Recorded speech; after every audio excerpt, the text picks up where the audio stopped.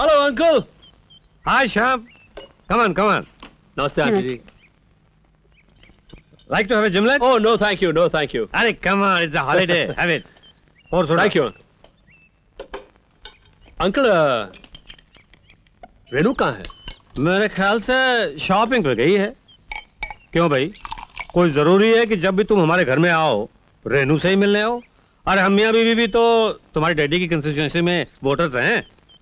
Uncle, आपने politics की बात निकाली है तो ये बताइए, सोशलिज्म के बारे में आपकी क्या राय है? सोशलिज्म मेरे ख्याल से तकरीर के लिए, भाषण के लिए अच्छा है। तो अंकल ये बात रेनू को भी समझा दीजिए ना। चुनाव के टाइम पे तो डैडी भी झोपड़पट्टी का चक्कर लगाया करते हैं, मगर सोशल लाइफ में अपने सोशल स्टेटस के लोगों से मिलना जुलना चाहिए ना।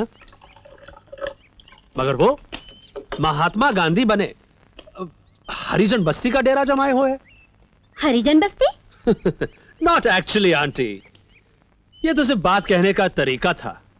मिसाल के तौर पे वो मुझसे तो कतरा जाएगी, लेकिन राजेश जैसे एरो गैरों से मिलना उसके लिए।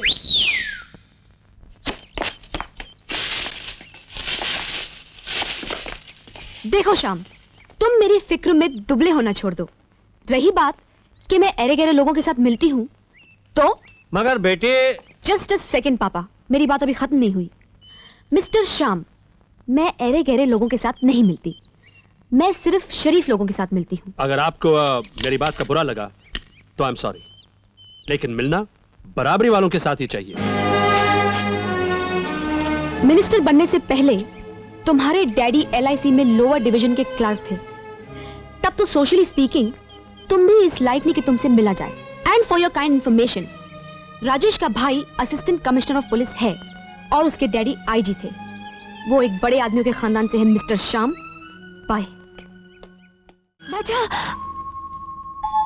क्या हुआ? फिर वही सपना कि तुम सड़क पे नाच गा रही थी, राजू अपना पानी में डूब रहा था, तुम्हें तैरना नहीं आता था, फिर भी कूद गई तुम उसे बचाने। पिताजी ने तुम्हें रुपए देने चाहे, तुमने रुपए लेने से इनकार कर दिया। फिर क्या था, पिताजी तुम्हें दुल्हन बनाकर घर ले आए। यही सपना था ना? सच, अगर आप और पिताजी मुझे इस घर की शोभा नहीं बनाते तो मैं सिर्फ नाम की ही शोभा बनकर रह जाती और न जाने कहां कहां भटकती रहती। आज पिताजी जिंदा होते तो मैं दिन रात उनकी सेवा करती। अरे पगली, वो एक सच्चे पुलिस ऑफिसर थे, देश की सेवा में उन्होंने अपनी जान गंवा दी। मैं उन्हीं के और गुरुजी के बताए हुए रास्ते पर चलने की कोशिश कर रहा हूं और चाहता हूं कि अपना राजू भी यही रास्ता अख्तियार करे। राजू की आप फिक्र मत कीजिए, अपना राजू आपके और पिताजी के नाम को 4 चांद लगा देगा।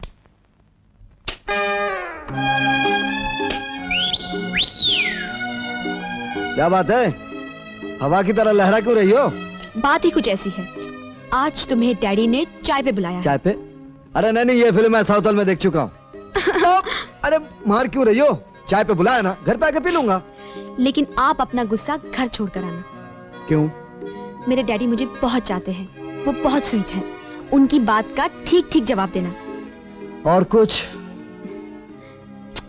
I love you. प्यार इज अ वंडरफुल थिंग।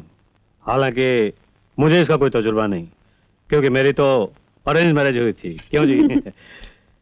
इसीलिए मैं प्यार करने वालों से बहुत जेलस फील करता हूं। आजकल के लड़के प्यार ज्यादा करते हैं और शादी कम। लेकिन ये जानकर खुशी हुई कि तुम शादी भी करना चाहते हो ना? जी हाँ सर। मोहब्बत वन साइडेड, एक तरफा को मैं नहीं मानता। कहती है गंदे अंधेरे घरों में रहो, कहती है कार को गोली मारो, बसों के क्यू में खड़े रहो, कहती है तरसो एक एक चीज के लिए। Really love is an interesting thing है?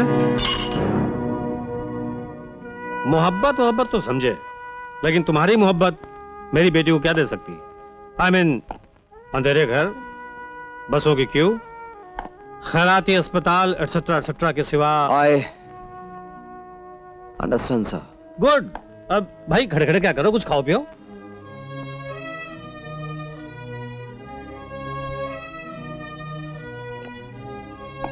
मैं आपका मतलब समझ गया हूं सर।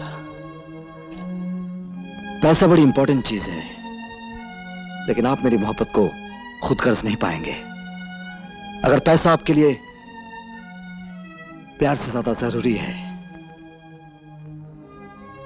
तो आई गेट इट, लेकिन एक बात समझ लीजिए, मैं अपनी पूरी तकदीर तो नहीं पढ़ पाया, लेकिन मेरी तकदीर में रेनू का नाम बहुत साफ साफ लिखा है। Thank you very much, and thank you very much for your hospitality.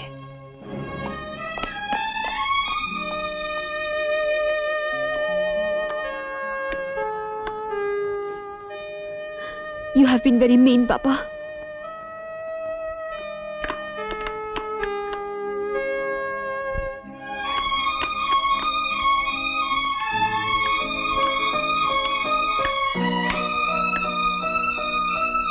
जो चीज बेटी को देनी चाहिए थी वही नहीं दी।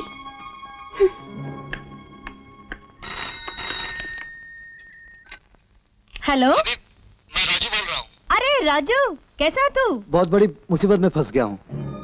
हे भगवान। ना ना, वैसी कोई बात नहीं है। फिर क्या बात है?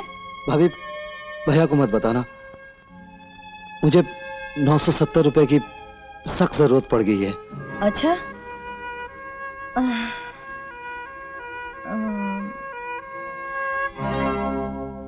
हाँ ठीक है, मैं भेज दूंगी। हाँ, तू अपना ख्याल रखना।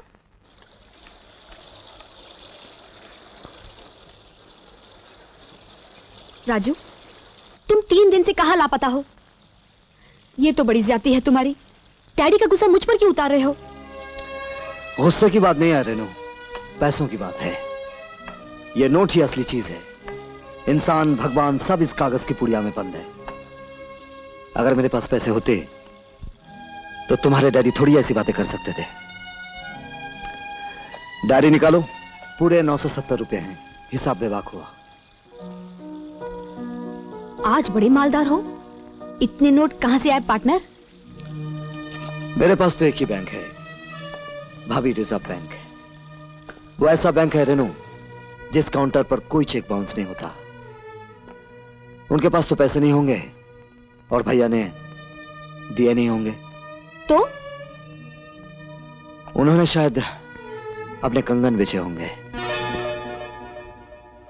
कंगन? उनके पास और कुछ बचा भी नहीं होगा। तुम भाभी के कंगन बिकवाकर यूं मेरा कर्ज उतार रहे हो। मुझे जलील करने के लिए और कोई नई तरकीब नहीं सूझी तुम्हें? मैं सूद पर पैसे चढ़ाने का काम नहीं करती मिस्टर राजेश सक्सेना। मैं तो तुम्हें इसीलिए पैसे देती रही कि अल्टीमेटली मुझे तुम्ही के साथ शादी करनी है। सूद समेत वापस लूंगी। होटल में बिल अदा करती तो तुम्हारी बेइज्जती होती।